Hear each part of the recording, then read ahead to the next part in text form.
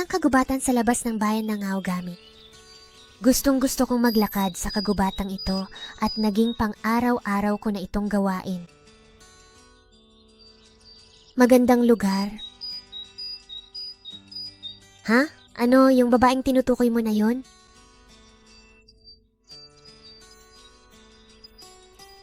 Nagkataon lang na nagkita tayo rito.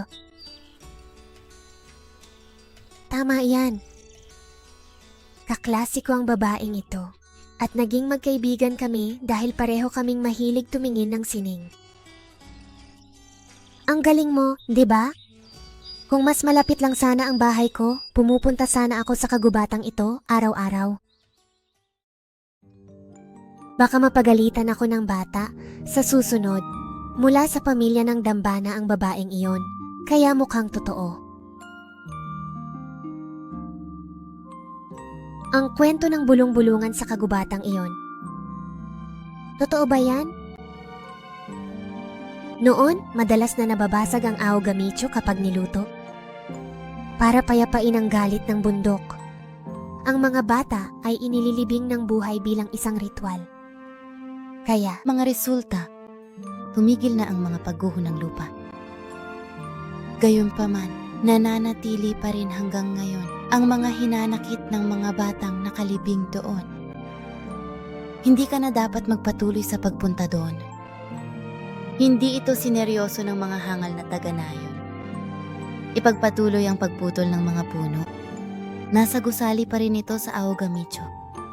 Ginagamit ang table tennis.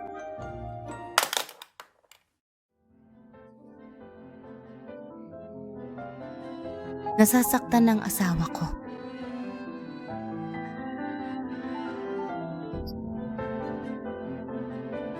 Pero sa kung anong dahilan, sa tingin ko kaya kong isulat ang iyo.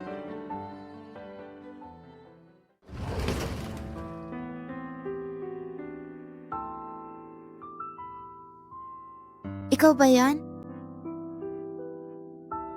Sakto lang naman. Sa wakas ay tumawag na rin ako.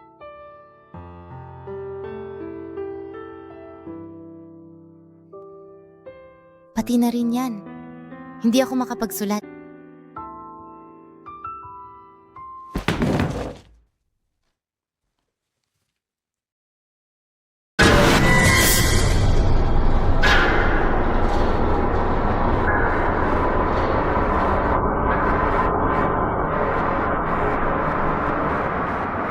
Ngayon lang.